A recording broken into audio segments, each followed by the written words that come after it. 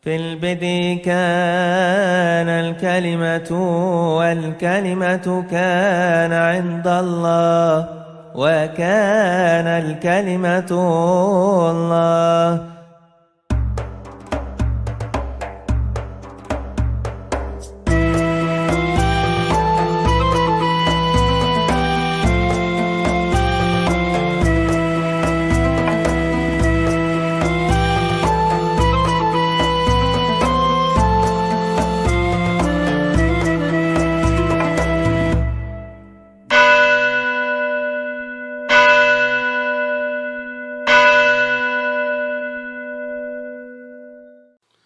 Shalom Aleichem Besem Hamasyah. Pada pembahasan sebelumnya saya mengajak kepada saudara untuk menelaah teori-teori yang muncul pada abad modern tentang spekulasi Natal. Ada yang membuat teori Yesus lahir pada perayaan Pondok Daun. Ada bahkan yang untuk membantah penanggalan kuno gereja bahwa Yesus lahir pada tanggal 25 Desember dengan mengemukakan teori bahwa Yesus lahir di musim panas pada saat pohon kurma berbuah. Nah, saya harus katakan bahwa semua teori ini adalah teori yang muncul ratusan tahun setelah peristiwa Natal itu sendiri terjadi. Bahwa narasi-narasi Natal baik yang tercatat dalam Injil Matius maupun Injil Lukas itu memberikan kepada kita informasi yang cukup penting. Yang pertama, pada saat Yesus itu dilahirkan, orang Majus datang ke Bethlehem dengan dibimbing oleh bintang Natal.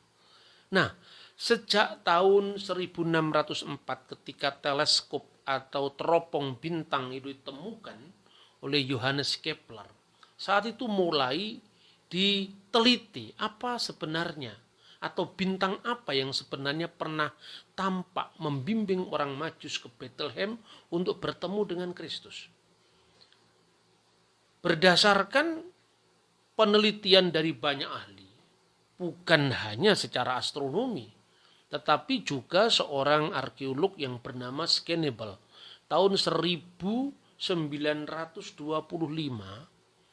melakukan penggalian di Menara Jipar di Babel.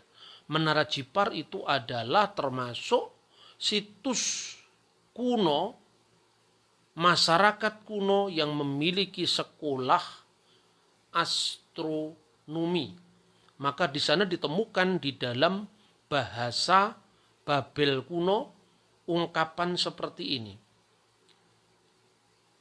Mulu babar ukai wanu inajipati, yang artinya Jupiter dan Saturnus pada konstelasi Pisces. Dan itu terjadi pada bulan Desember tahun 7 sebelum Masehi. Nah, apa artinya ini? Dalam dunia simbol masyarakat Babel kuno, Jupiter planet terbesar itu melambangkan raja. Sedangkan Saturnus itu adalah simbol bagi negara tetangga mereka, yaitu Israel. Negara Israel itu Saturnus. Sedangkan Pisces itu adalah hari-hari akhir. Jadi kalau dibaca, dan mungkin ini salah satu kemungkinan saya kira yang membuat orang Majus datang untuk mencari Yesus sebagai raja Yahudi, karena ungkapan itu bisa berarti seorang raja Yahudi telah muncul akhir-akhir ini.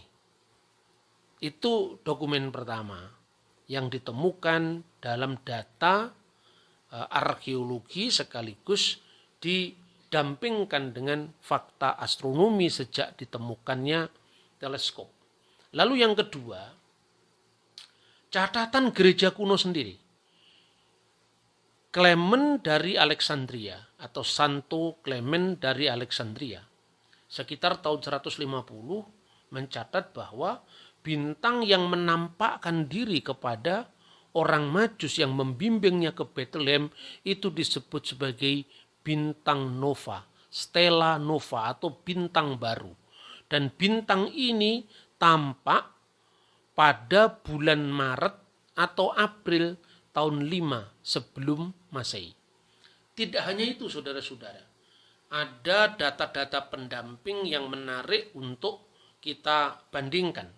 Ya, antara lain itu adalah catatan dari Tiongkok kuno. Dalam sebuah ensiklopedia Tiongkok kuno yang dikenal dengan Cien Hansu, itu digambarkan begini. Pada tahun kedua periode Cien, bulan kedua, suatu Huixing muncul lebih dari 70 hari.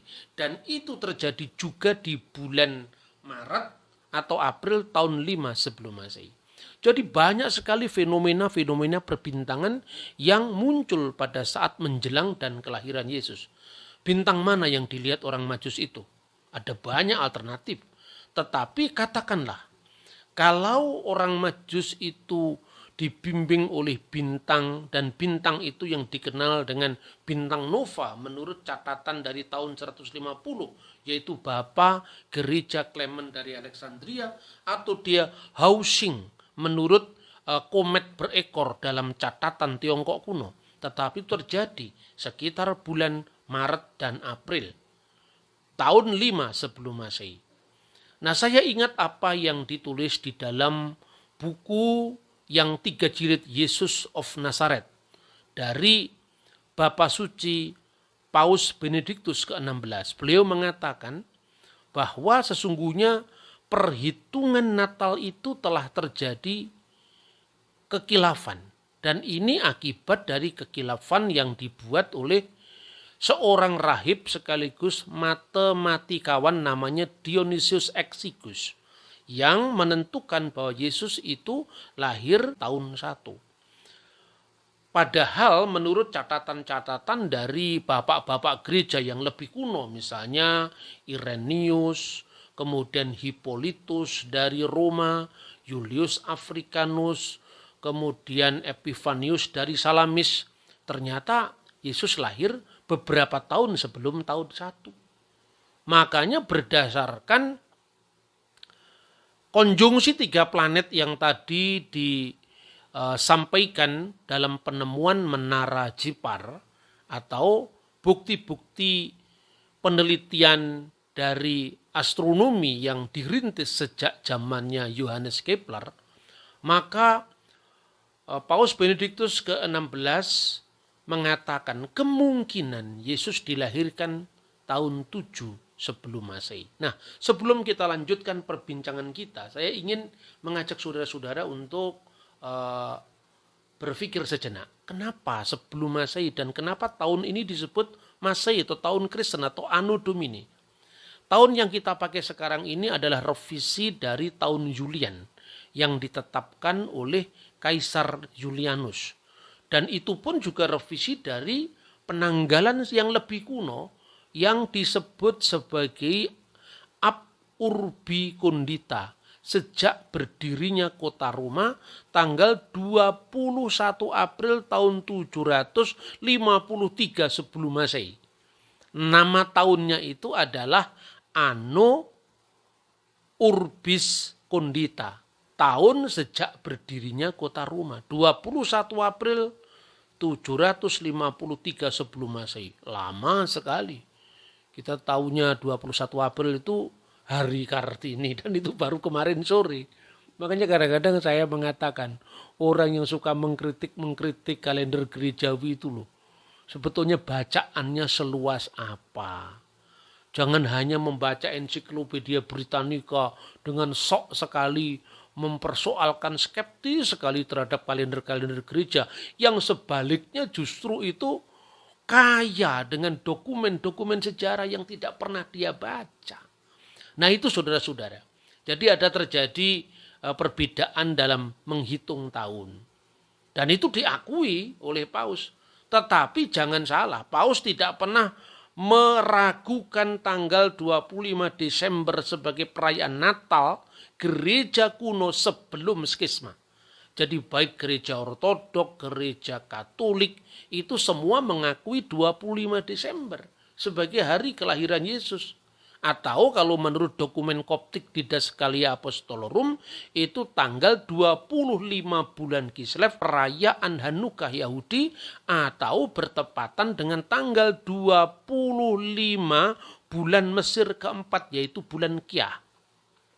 Kalau sekarang ini ada perbedaan kenapa gereja Timur merayakan Natal tanggal 7 Januari sementara gereja Barat 25 Desember itu karena kekilafan menghitung kalender di gereja Barat.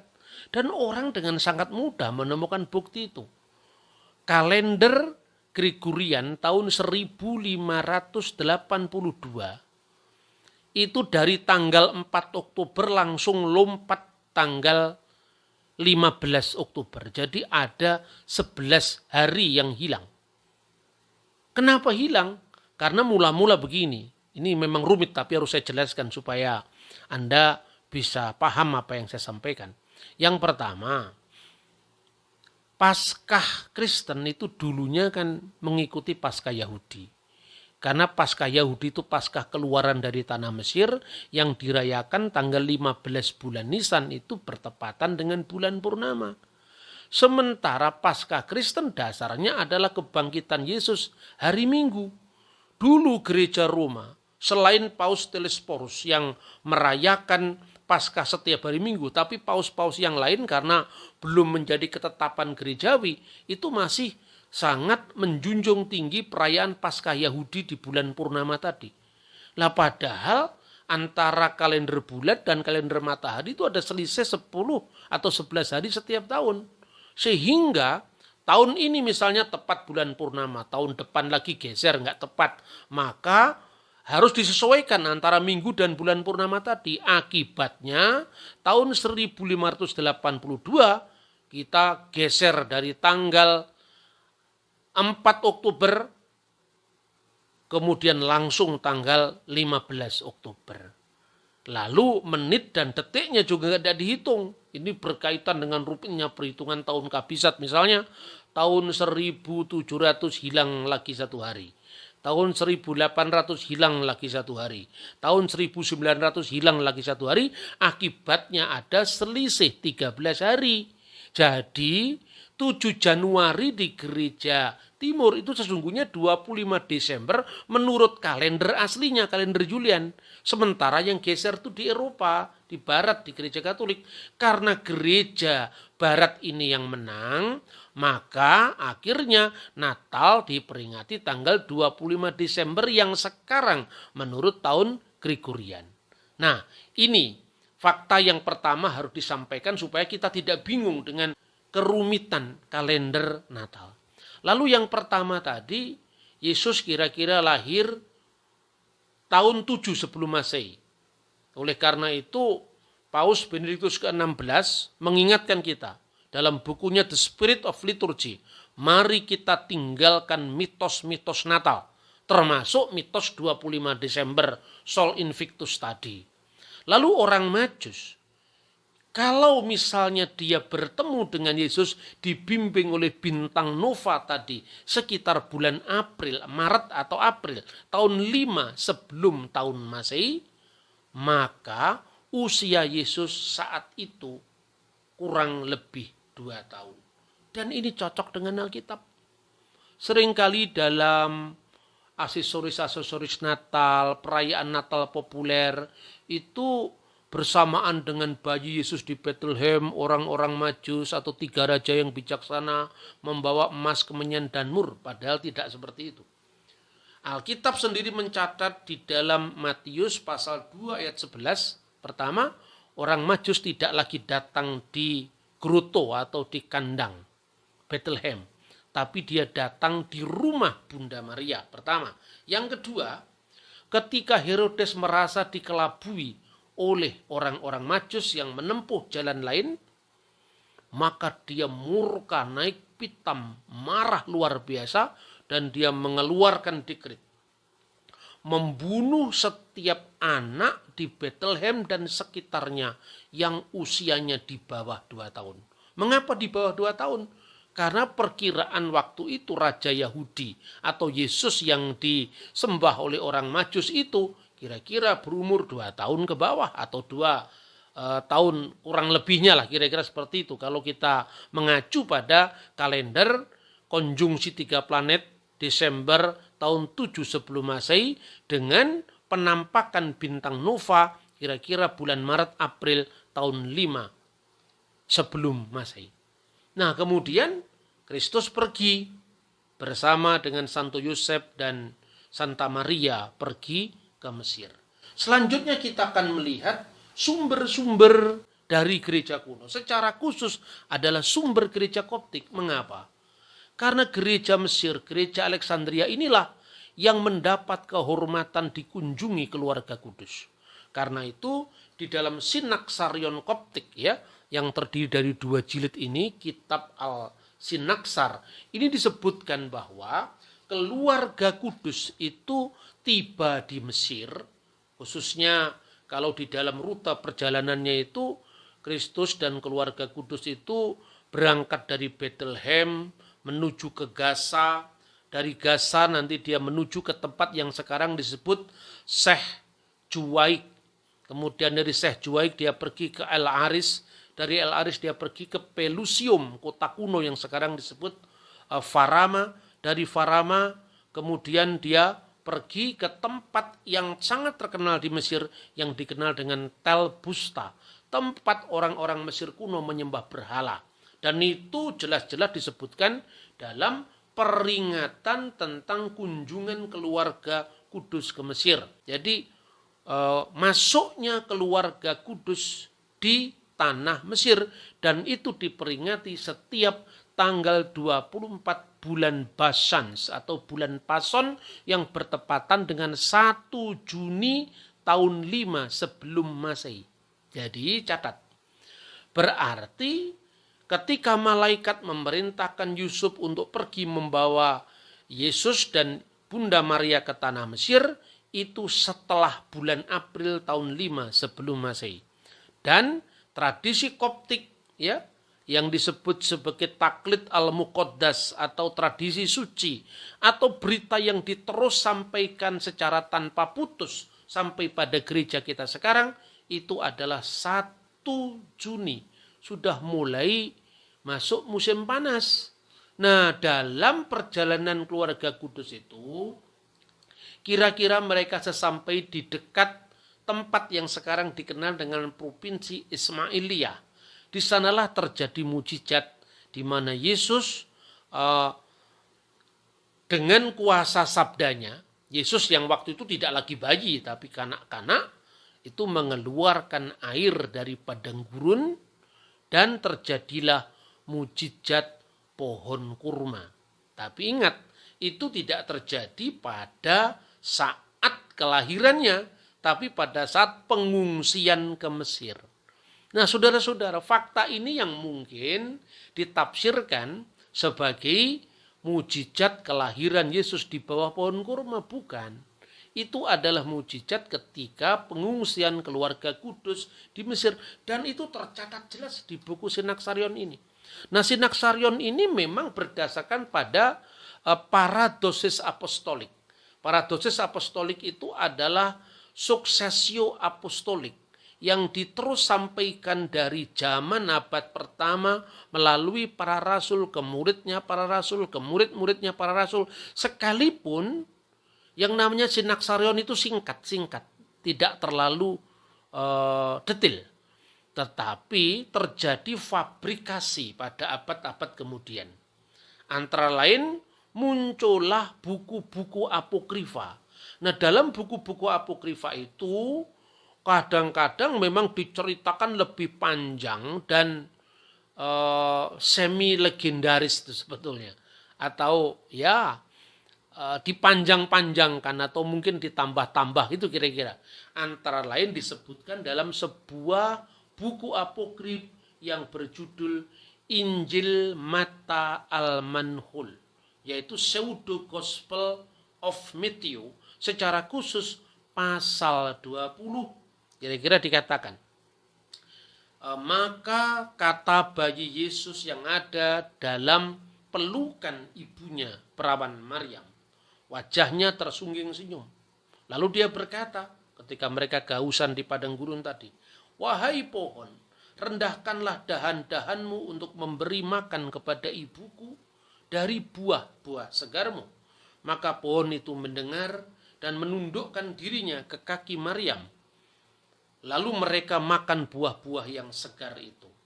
Setelah itu Yesus berkata lagi kepada pohon, "Angkatlah dirimu wahai pohon kurma, dan satukanlah dirimu dengan pohon-pohon Bapakku yang ada di surga." Dan Santo Yusuf, Santa Maria, dan kanak-kanak Yesus itu bersyukur kepada Allah karena mujizat terjadinya pohon kurma yang mengeluarkan buah dan mengeluarkan air yang memancar dari bawah tadi dengan penuh ucapan syukur. Ini dicatat dalam buku yang kira-kira ditulis baru pada abad ke-6. Jadi sudah jauh sekali dari peristiwa. Itulah sebabnya gereja membedakan kisah-kisah yang memang punya nilai historis dan kisah-kisah yang semi legendaris tadi. Padahal dalam konteks hitung-hitungan tahun tadi, mulai dari penampakan bintang nova sampai kemudian dia pergi ke Mesir dan tiba di sana mulai musim panas, yaitu tanggal 24 bulan Pasion atau tanggal 1 Juni sehingga terjadi itu musim pohon kurma. Itu Yesus sudah berusia lebih dari 2 tahun. Dengan demikian, karena di dalam teks-teks apokrifa yang membanjir informasinya khususnya lewat tradisi lisan bahwa Yesus yang buat mujizat itu masih bayi, maka kemudian muncul kisah seolah-olah Yesus lahir di bawah pohon kurma. Nah, bagaimana sikap gereja tentang buku-buku apokrif ini ya? Pertama-tama gereja kritis. Mengkritisi buku-buku itu. Misalnya, ini bisa dibandingkan tulisan dari Abuna Abdul Masih Basit Abul Khair. Beliau ini adalah kahin kanisah Sayyidah Al-Adra Bimasturut. Jadi dia adalah seorang imam atau seorang abuna dari gereja Ortodok Koptik, gereja Sayyidah Al-Adra, gereja Lady Mary, yaitu gereja Bunda Maryam yang ada di Masturut. Dan Masturut itu salah satu situs perjalanan keluarga kudus di Mesir. Judul bukunya adalah Apokrifa Al-Ahdul Jadid, kitab apokrifa perjanjian baru. Yang pertama pertanyaannya, kaifa kutiba, bagaimana buku-buku seperti ini ditulis? Lalu walimada rafadatuha al-kanisah, dan kenapa gereja menolak buku-buku seperti ini? Jadi artinya apa? Ini adalah pengembangan, bahkan fabrikasi dari kisah-kisah yang memang sebetulnya itu pada dasarnya ada dalam buku-buku Sinaksarion, tapi dikembangkan lebih bebas lagi. Dan itu menjadi banyak acuan dari kelompok-kelompok tertentu pada masa dulu, dan itu muncul ratusan tahun setelah peristiwa. Jadi bedakan antara sejarah dengan kisah-kisah semi legendaris. Kalau sejarah itu kan jelas, misalnya gini ya, gereja Ortodok Koptik itu bisa menghitung keluarga kudus itu kira-kira tinggal di Mesir sekitar 3 tahun 6 bulan. Ada yang menghitung 3 tahun 11 bulan. Dari mana kita bisa tahu seperti itu? Ya dari Alkitab. Kan Alkitab tidak ada eksplisit, Pak. Ya memang eksplisit tidak ada, tapi implisit ada. Kenapa? Karena menurut Injil Matius, pasal 2 ayat 15 dan pasal 2 ayat 20, keluarga kudus itu diperintahkan untuk mengungsi ke Mesir sampai Herodes mati. Dan malaikat kembali menampakkan diri kepada Yusuf bahwa bawalah anak itu kembali ke tanah Israel karena raja yang hendak membunuh dia sekarang sudah mati. Dari mana kita tahu kematian Raja Herodes? Catatan sejarah yang sejaman. Salah satunya adalah karya dari Flavius Josephus.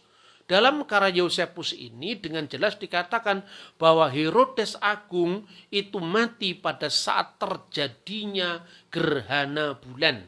Nah, sekarang para ahli sejarah kuno Israel itu mencatat matinya Herodes Agung, ada yang mengatakan karena terjadinya gerhana bulan itu tahun 4 sebelum Masehi, dan ada ahli lain yang menganggap tahun 1 sebelum Masehi. Itu penelitian tentang kapan terjadinya gerhana bulan, yaitu pada saat Herodes mati tadi. Maka dari sini kita bisa lihat keluarga kudus mulai diperintahkan meninggalkan Bethlehem menuju Gaza, menuju Al-Aris, menuju Farama, sampai kemudian nyebrang sungai Nil sampai di kota Kairo lama yang dikenal dengan gereja Hanging Church, gereja Abu Sirga. Lalu mereka akan kembali ke tanah Israel setelah mendengarkan perintah malaikat tadi dalam penampakan kepada Yusuf. Jadi bisa dihitung, kalau dia tiba, dihitung mulai tibanya bulan Juni pada saat mulai musim panas tahun 5 sebelum Masehi sampai kemudian matinya Herodes itu sekitar bulan Januari terjadinya gerhana bulan tahun 1 sebelum Masehi, maka keluarga kudus tinggal di Mesir lebih dari 3 tahun, 3 tahun 6 bulan, 3 tahun 7 bulan, tinggal dari mana kita menghitungnya. Nah, itu bedanya bagaimana gereja kuno.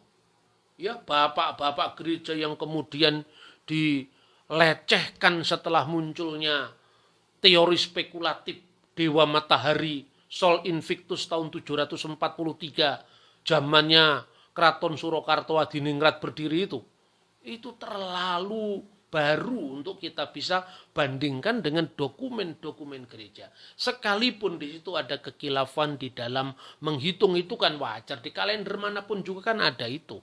Tetapi jangan skeptis dengan kalender gerejawi. Dan terakhir saudara-saudara, orang sering bertanya, seolah-olah gereja itu menerima 27 kitab perjanjian baru itu hanya karena asal menguntungkan gereja. Tidak seperti itu. Kenapa kitab-kitab seperti Injil Tufliyah, Injil masa kanak-kanak Yesus yang ditulis pada abad ke-5 dalam bahasa Syriak dan terjemahan Arabnya abad ke-7 sekitar tahun 600-an. Kenapa kita menolak Injil Thomas Israeli yang memuat tentang kisah Yesus pada masa kecil? Dia membuat 12 bentuk burung dari tanah liat kemudian menjadi burung dengan sungguh-sungguh. Kenapa cerita Yesus bicara pada waktu bayi yang disebutkan dalam Injil masa kanak-kanak Yesus berbahasa Arab itu ditolak oleh gereja?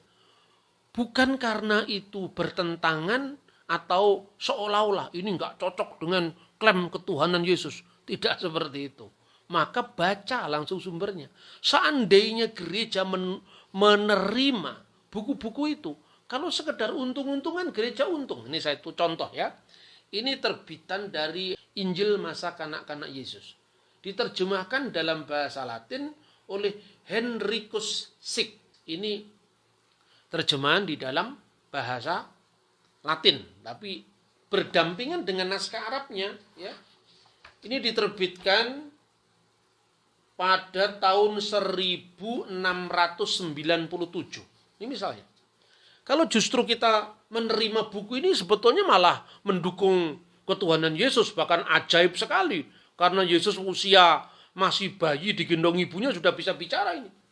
Bahkan di sini tidak menolak Tritunggal, tidak menolak keilahian Yesus, bahkan melebih-lebihkannya. Misalnya diawali dari Bismillah walibni warrohil kudus al-ilahu wakid amin.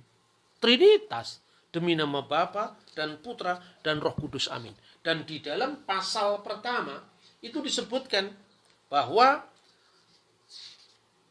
telah disebutkan di dalam kitab Yosefus, qad wajadana fi kitabi Yosefus ra'is al-kahinat alladzi kana ala ahdil masih.